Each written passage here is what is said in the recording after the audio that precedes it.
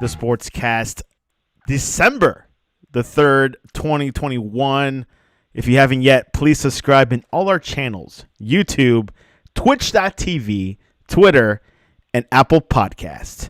And if you're listening on Apple Podcasts, please leave a rating and a review. It will help us out tremendously.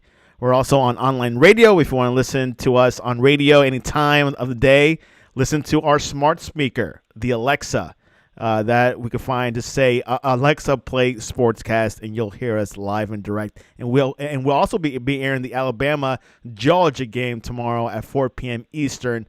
So looking forward to that matchup. And, of course, visit us on the sportscast.net. We got the latest gossip news on sports and also on our Twitter, the Sportscast1. We first break it on Twitter. Then we go on to the website, of course, because Twitter, that's where you break the stories. And check out our apps, the Sportscast. We do have push notifications, so we'll see what happens there. Cowboys versus Saints last night. Huge matchup. Cowboys are back now because the Saints were missing some players, but the Cowboys were missing some coaches as well. Anyways, join us from upstate Pennsylvania, a man that cooks barbecue during the snow, Jeff Favre. Welcome back to the Sportscast. Thanks for having me, Santiago. I just sealed my smoker so that I can smoke. You can technically eat barbecue in the wintertime, right? Absolutely. Yeah, it gets cold, but I sealed up my smoker so that it is air efficient, so that the air movement is good and I don't lose heat. So I'm ready for this winter. And that's very green friendly, I bet. Do you add vinegar to your barbecue sauce? No, usually not. I'm more of I like the Kansas City style sauces, and if I don't do that, then I like something from the Florida Panhandle area there, where they do the honey heat is probably my second favorite. Oof, it's interesting whenever I go to Mission Barbecue, I go for the KC sauce. Oh yeah, KC sauce is the way to go. It's by far the best. The other ones are okay, but this one, I don't know, that twang, something that they put in that sauce. Anyways, something was put in the Cowboy sauce last night. They won. Jeff Favre 27-17. There was no Coach Mark McCarthy last night. Tony Pollard could have been the star of the show, but the defense was more of the star. They had 4 interceptions against Taysom Hill, who had an injured finger. What is your thoughts over this Thursday night pivotal game? Every year, there's a team that at some point during the season just gets decimated by injuries, and this year the Saints are at least one of those teams.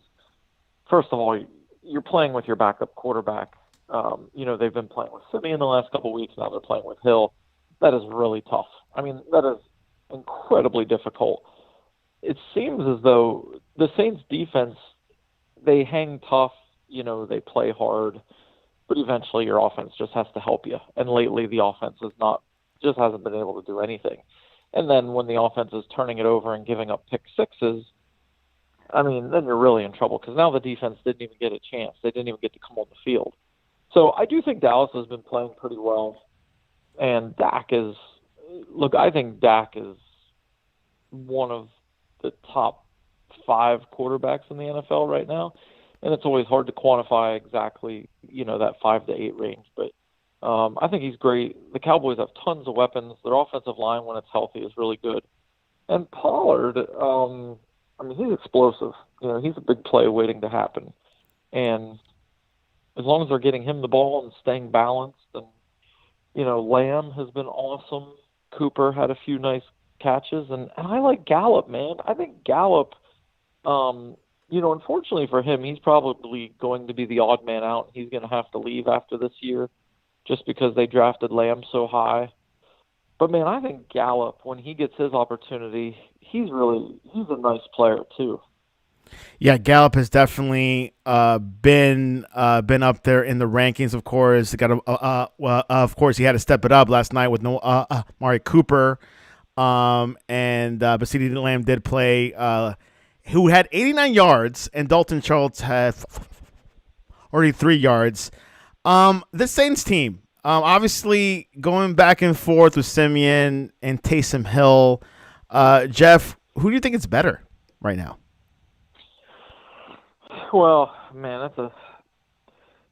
that's a tough question because I mean I'm not trying to say Hill is a great quarterback in the first place, but I mean he did have the finger injury, which it doesn't help your case. We'll just say that it doesn't help your cause. Even if he's completely healthy, if he was great, they would have played him before Simeon. You know, Simeon is who he is. He's a journeyman backup that you hope only plays a game or two, if that. So really, the unfortunate reality is the Saints when they lost to Winston. I mean, that was their playoff hopes and their big run hopes down the drain. Now, could they still play well enough in a one-game situation to upset a good team? You know, maybe try to ruin somebody else's season? Sure, because I think the defense is still really talented and they're still good up front on offense and they can run the ball. But I mean, even other than Winston, Michael Thomas hasn't played. He's out for the year. Kamara has been hurt. I mean, we're talking big players. Like, we're not just talking minor injuries for, backups. We're talking about all your stars. Your quarterback, your best receiver, and your best running back have all been out. Nobody withstands that and plays well. Tons of money there as well. Of course, a lot of missing stars. If they all were healthy and all playing right now, it would be a different Saints team. Absolutely, yeah. But I mean, they'd more than likely be a playoff team. Exactly. Things are kind of open. Even the Niners actually could make it. Okay, so this is what the Cowboys have left in their schedule. They're top of the NFC East, kind of comfortable. Let's just say kind of comfortable. They're going to play Washington in a week, then the Giants, then again Washington, then the Cardinals, which might be the toughest game, and then they play last to the Eagles. What do you think about that schedule, Jeff? They control their own destiny, and so the NFL was kind of smart. They set it up so that a lot of these division games happen near the end of the year so that the games mean more. And really, I have a tough time seeing Dallas lose to the Giants. Maybe they could split with Washington, but that would take a lot on Washington's part. And then, I thought the Eagles were starting to play a little bit better, and maybe they would challenge. But the way things are looking right now, I think Dallas may have the division locked up before they even get to that last game. The Cardinals game will be a big one, but really, as long as they play well versus Washington, the Giants, and the Eagles, that Cardinals game doesn't mean all that much unless we're talking about seeding for the number one seed. I think Dallas is going to end up winning the division. Like I said, I thought the Eagles were kind of starting to come around just at the right time, but they just got too far behind early, and there's too much ground to make up now. Or the Giants are turning the corner. Yeah, I mean, the Giants are just kind of they play hard, and they have some good individual pieces, but as a whole, they're a mess. Which, by the way, quarterback Jones will not be playing this weekend. He has a concussion, so he will not be playing this weekend. The Chiefs, Jeff Favre, they beat the Cowboys, which we just talked about, up in Arrowhead, 19-9. And the Chiefs are back on top of the AFC West. I thought it was too soon. I thought they were going to finish number 2. Of course, yes, there's still some season left. But, Jeff, are you feeling comfortable now? I wouldn't say comfortable because 1 week can change a lot when you only have a one-game lead. But, look, it's kind of similar to what we just said with Dallas in that when you look at the Chiefs' schedule, they still play the Broncos twice and they play the Raiders and Chargers once. And then you mix in games with Cincinnati and Pittsburgh. So when you look at that, they completely control their own destiny with the division. So as long as they take care of business, they should. Look, everyone talked early on about how bad the Chiefs' defense was, and don't get me wrong, it was awful. Early in the year, they were on pace to be the worst defense in NFL history on a play-by-play basis. So the people that were saying they were bad, look, they deserve to be called that because they were bad. But now they got some players back. Frank Clark's gotten healthy. Chris Jones moved back inside. They traded for Melvin Ingram. Willie Gay got healthy. Juan Thornhill's back on the field. So that's a lot to get back and a lot to add to your defense. And they've played a lot better. And the reason I'm saying all that is because the other defense in the division that stinks, that hasn't gotten better, is the Chargers. The Chargers defense is just a mess. I mean, they made the Steelers offense look credible in a home game in Los Angeles. So when you look at the division, look, anything can happen in one game. So could the Broncos upset the Chiefs? I don't think it'll happen, but yeah, I mean, anything can happen in one game. But I can't imagine the Broncos are actually going to win the West. They're just too limited at quarterback compared to the other team. And then their defense, I think their defense is good, but it's probably not great like people hoped it would be. Not the Von Miller grade. Yeah, I mean, and I don't even know that it's Vaughn that they're missing. It's just really hard to consistently have a top 5 defense year in and year out. And then the Chargers, like I said, the Chargers defense just isn't good at all. And the Raiders, I mean, man, I don't know what the Raiders are. They do some things well on defense. They hit the quarterback. They get pressure because Crosby is just a nightmare. They had an abysmal loss against the Bengals. Yeah, I mean, that's just it, though. They find a way to beat Dallas, but then they were blown out by the Bengals. They're a hard team to really put much faith in. And plus with their coaching issues as well. Yeah, you lose your head coach. And Ruggs,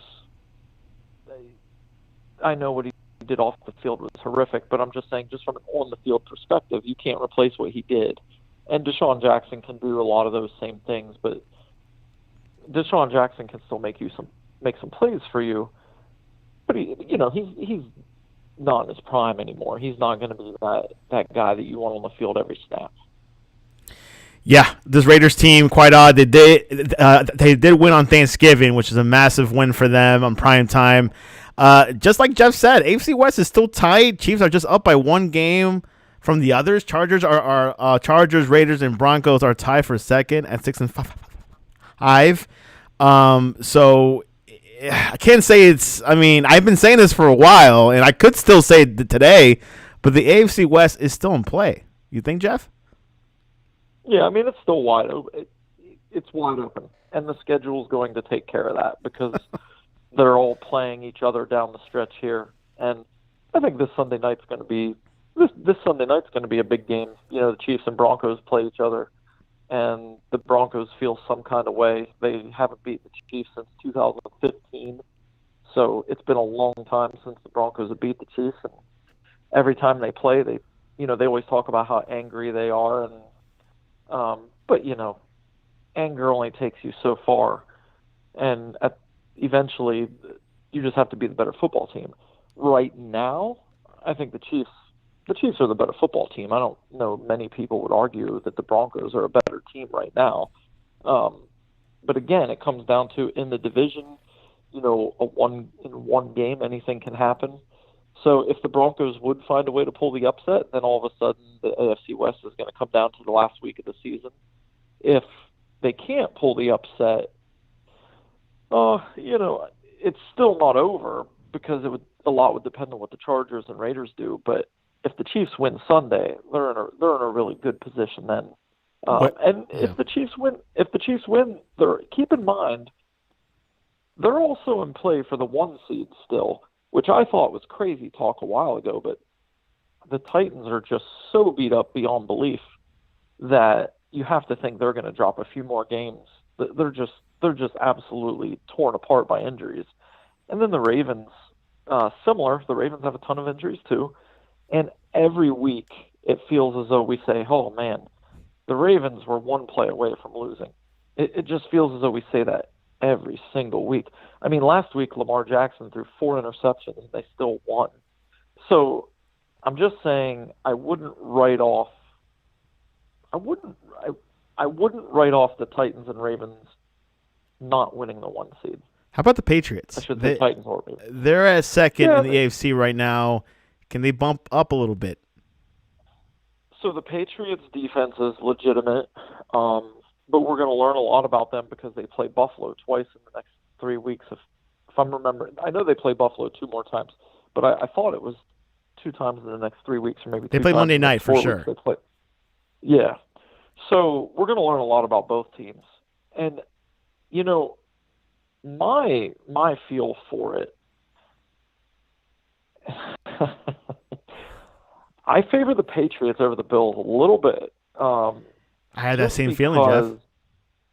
Yeah, Belichick, the thing about Bill Belichick is he can beat you a lot of different ways, but the guy, when they've had really good defenses, they've been extraordinarily difficult. And the Bills' offense has not been as explosive or as consistent as what any of us expected it to be. So what happens if the Patriots are able to bludgeon them running the ball and shorten the game and finish drives with touchdowns? But with my life savings on the line, I would say that Buffalo wins at Buffalo and then New England wins at New England. So I think they'll end up splitting. But I wouldn't write off the Patriots.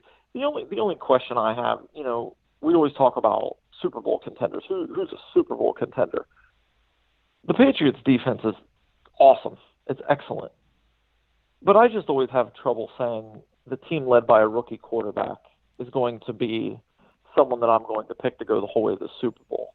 That's asking a lot, and that's not to diminish Mac Jones. I think he's played well. Some people try to put him down because he only does what's asked of him and doesn't do a lot of flashy things. But, you can't fault the guy for running the offense and doing what he's asked to do. At some point, because every player goes through it, he's going to hit some major bumps in the road just because he is a rookie, and it happens to every rookie, even great rookies have those difficult times. Yeah, it kind of reminds me of Dan Marino. I think he went to Super Bowl on his rookie year or his second year. I can't remember exactly, but I know didn't accomplish the win. Yeah, Dan Marino did. Yeah. But let's be careful here. Mac, again, not trying to diminish what Mac Jones has done, but he's not Dan Marino. We can be pretty certain about that. He's not Dan Marino. But is he Tom Brady? No, he's not Tom Brady. Look, Tom Brady's the best quarterback to ever play the game. So, let's not. Yeah, that's both guys like to throw a lot of short passes. That doesn't mean they're the same guy. Yeah, which is what the Patriots like to do, short passes in the front. Anyways, we talked a lot about AFC West and some Patriots and, of course, the AFC. Jeff, are you anything else before we head into NFL Week 13 predictions? No, let's get the predictions, man. Let's go in for the gamblers out there. All right, let's first start off Indianapolis Colts, who had a good 2 weeks ago, lost against Tampa, but it's going up to a little bit easier opponent, Houston Texans. Jeff, what's going to happen at Houston? The Colts will win, and they may win big. And the shame of it is for the Colts. They gave Tampa all they could handle. They gave the Ravens all they could handle, and they just couldn't finish the games. But like you said, this week's a lot different because they're not playing Tampa or the Ravens. They're playing the Texans. And I fully expect the Colts to win that game handily. We should see more from Jonathan Taylor, right? Absolutely, yeah. The Vikings visit Detroit. This could be a potential upset. Maybe Detroit will get their first win. Does Jeff agree? Oh, man, it's always hard to pick the lines. But Minnesota missing Dalvin Cook is a big deal. It helps for Detroit. That's huge. Yeah, and that's huge. And, man, it's at Detroit. It's a division game. Cook's out. The Lions are going to get their first win. Jeff agrees ugly, with but me. They're going to find a way. I think so. It feels like this is the weekend. This is the weekend. Which I think. Give me 1 sec here. Let me look this up. I think there's a player missing this weekend. Which yes, DeAndre Swift will not be there this weekend. Does that change your pick? No, I mean it would help if he was playing, but no, I'm gonna stick with the Lions. Miami, 4-game winning streak. Giants just beat the Eagles. They're playing in Miami. Not too hot. It's a little cool, actually, this week. Jeff, who's going to win? Daniel Jones will not be playing this weekend. Well, that's the Dolphins all day because, I mean, they're at home. They play good defense, and you're facing a backup quarterback. And the Dolphins on defense are pretty sound. And, man, the games I've watched, they really adjust their defense to their opponent. And yeah, I like the Dolphins probably by 10. I think they'll handle that game. Pull away in the second half. I think Giants will have some turnovers. Yeah, they probably will. Mike Glennon will be at the helm. Ryan Krista says, "Go Broncos." It says it's their time. Jeff, what do you respond to that?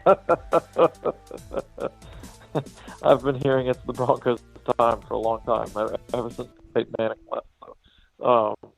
I mean, like I said, anything can happen in one game. I'm not naive to that. But I think if the Chiefs stay on script, they'll win. Yeah, this game seems like it's looming. Just like Monday night, both night games are going to be pretty good. I cannot complain. I have to go watch it somewhere. Tampa Bay Buccaneers beat the Colts. Now they're going to Atlanta. A little bit weaker team than Indy. But Atlanta has Ryan and Kyle Pitts. Maybe an upset? I don't see an upset, but I think just because it's a division game and playing at home, Atlanta will at least give them a fight for a while. The only thing is, I believe the first time these two teams played, it was just out of hand immediately, and the Bucs just, blew them off the field. I don't know that we'll see that again, but the Bucs will still win. I mean, this is just one of those situations where one team just completely outclasses the other. So maybe Matt Ryan will probably rack up some yards because of the best Bucs secondary. But at the end of the day, the Buccaneers are going to win handily. And they will still be out with Antonio Brown and Mike Edwards. Of course, they've been playing without Brown for the past couple of weeks, past month. And also John Hanklin III, he's a wide receiver. I've not seen him play, so I don't think that matters much. So Tampa it is no matter what. NFC East divisional game, Philadelphia Eagles. No, not divisional. Sorry about that. I read it wrong. Philadelphia at the Jets. Jets have been pulling some upsetters there. Philadelphia goes back to Meadowlands. Will they go to 0-2 in New York?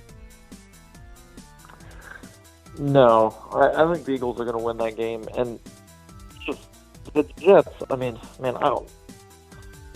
It seems like we've been talking about them rebuilding for a really long time.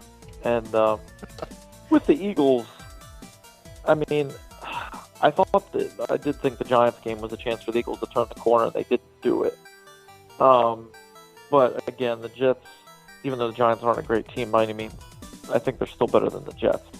And the Eagles are pretty good up front, so that gives you some level of consistency on a week-to-week basis. So a lot of weeks they'll at least beat the lower echelon teams. So I see the Eagles winning. Eagles definitely need to provide, of course, NFC East. Not too wide open, of course, but of course it's a little bit going up for the second place. And let's go to the next game. Arizona Cardinals with Kyler Murray coming back, going up against Chicago, playing against Colt McCoy. So what's going to happen there? No, so sorry. No, not McCoy. He plays for Arizona. I believe, and I don't know if Fields is playing. I don't think so. Might be the Red Rifle.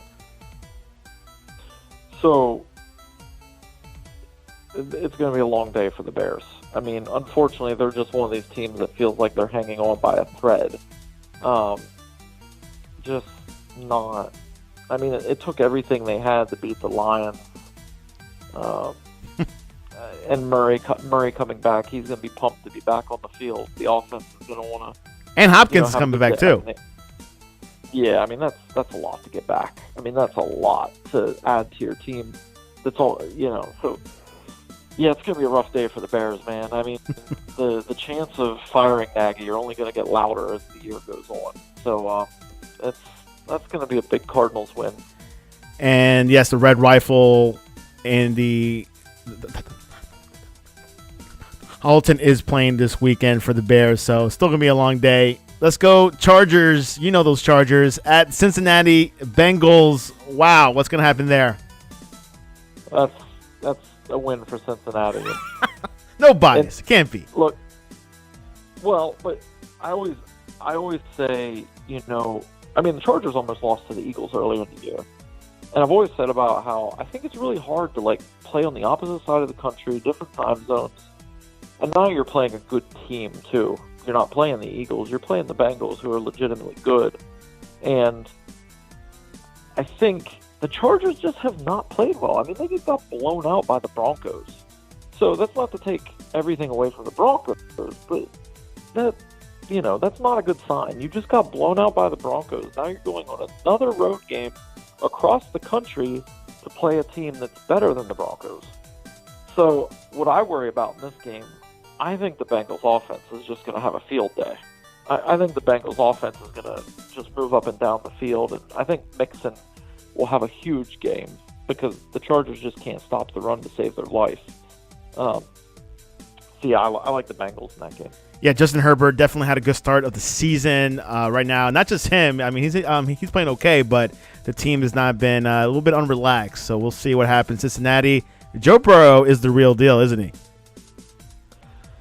Yes, and I mean, this time of year you have to appreciate him more since he's in all those Home Alone movies. All right, let's go to Los Angeles. Jacksonville, they play these. It feels like they play every tough team every week. They're playing against the Rams. The Rams has been having not good 2 weeks. They lost against the Niners last week. What's going to happen there? And then OBJ had I think he had 4 catches last week. But what's going to happen there? Easy win for LA? When teams get in these funks, you always wait for the bounce back game. And look, the Rams will beat the Jaguars. I think what they're going to want to see, though, is they want to do something convincing so that they can feel as though they get out of this funk and get back on the right path. The Rams are too talented to be playing the way they have been.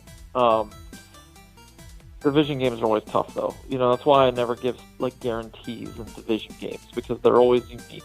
Not even the home games. The 49ers, I mean, and the 49ers are a good physical team. So I think the Rams will win. I'm just not sure if they're going to break out of this funk and play better, but I would certainly think they will. This is the game where they get right.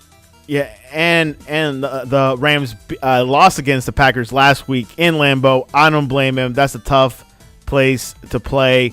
Let's go Washington. Heineke, he's getting warmed up. He's getting liked in Washington. Visiting Las Vegas, of course, they had a win in Thanksgiving in Dallas, which is tough to do. What's going to happen there, Jeff? So I like the Raiders in this one. And really what it comes down to for me is the Raiders use more of a quick passing game. And Washington's linebackers and even their secondary to a lesser extent have struggled a bit. And now you don't have Chase Young. No, I think Washington's pass rush is still better than average because they still have talent there. But when you miss the number one guy, you miss your dominant player, that's tough. I mean, that's tough for anyone to make up for. And the Raiders, the Raiders aren't great. When they play the better teams, they lose. But it does seem like they beat the lower echelon teams they play. So I like the Raiders in that game, especially playing at home. They'll score. I think they'll score 30 points and win like a 30-24 type game. Yeah, and Washington came out of a narrow win against the Seahawks, 17-15, so it wasn't too convincing. Seahawks is a little bit weak, with an injured Russell Wilson and not having all their starters there. Let's go to the Ravens, the beat-up Ravens, going up to Pittsburgh. A lot of complaints against Roethlisberger. What's going to happen in Pitt? This is a huge game. Yeah, and the Steelers have been really beat up. But I will say this. It seems as though just when you want to completely bury the Steelers is when they bounce back and play a good game. Um, Even this year, leading into the Cleveland game, I think most people were picking Cleveland to win. And the Steelers just found a way to make that game ugly and almost unwatchable. But then they find a way to win it. And look, the Ravens' offense is not playing well right now at all. So I expect, and every time the Steelers and Ravens play, you can almost just eliminate everything else that happened that season because they're gonna kick the ever living heck out of each other, and play hard and big hitting and all those things. So I'm just gonna say this: the Ravens have really been flirting with disaster, and the Steelers have been disaster. So I think they're due to bounce back a little bit. I'm gonna say the Steelers pull off the upset. Rivalry game, division game. They're gonna, there's a bit of their ego that's probably been hurt. They're gonna be playing for pride. And like I said, the Ravens, they've just been playing with fire too much for my liking. And I think this is the week it backfires and the Steelers win the game. Jeff, it's all about turn things around in this episode. Will Seattle turn things around when they face San Francisco in Seattle? No. It's man, I think this might end up being Pete Carroll's retirement party. Wow. This season. Not saying this game, but this season. I mean, look, the 49ers, they were in the Super Bowl 2 years ago. And if I know they're still playing Jimmy G right now, if Trey Lance is what they hope he is, the 49ers are going to be right back into NFC contention. It's too easy to forget that they have a really, really quality roster, both sides of the ball. So, yeah, I think the Niners win this one, not necessarily handily, because it is, like I keep saying, I don't mean to repeat myself, but division games, I don't see many blowouts. But yeah, the 49ers are going to win the game, and people are going to be calling for Pete Carroll to go back to USC. Which they just hired Lincoln Riley. And, of course, this month is divisional rivalry month, it feels like. Lastly, but not, might be the first time they meet, Denver at Kansas City, the biggest game on Sunday. Jeff, what's going to happen? And just give us a score with this one. So, I think the Chiefs will win, but I still think it's going to be ugly. And with the exception of the Raiders game, when was the last clean game that the Chiefs offense played? I mean, I couldn't even tell you. Like, they have not played clean without turnovers and drops and penalties. I mean, it feels like, aside from 2 games all season, they just haven't done it. And that's what the Broncos want. The Broncos want to get in these ugly, disgusting, run the ball, hit just a few decent, big pass plays, and then let their defense control the game. Now, fortunately for the Chiefs, their defense has been playing better. I think the Chiefs are going to win, but it's going to be 24-17, and the game is still going to be in question going into the fourth quarter. Wow. It's going to be closer than usual. Of course, they'll play the Broncos again 2 weeks later.